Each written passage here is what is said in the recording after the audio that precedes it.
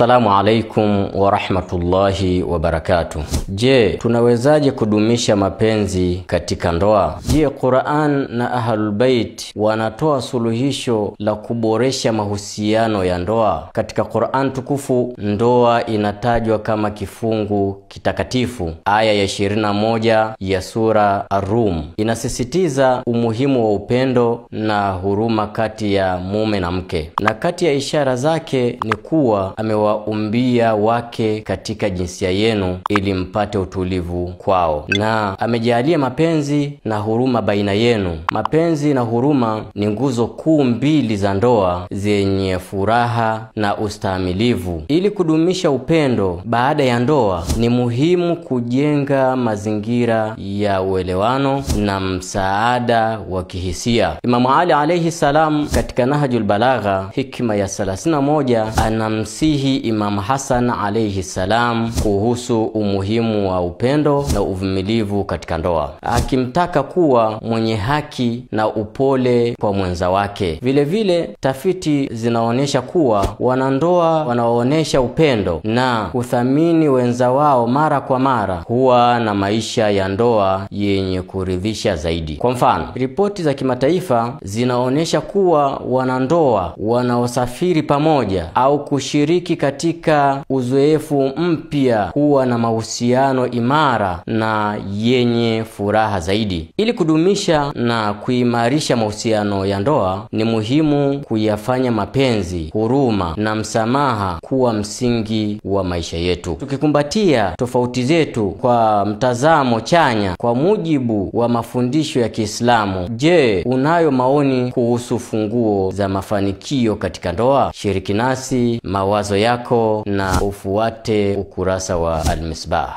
Wa hadha, assalamu alaikum wa rahmatullahi wa barakatuh.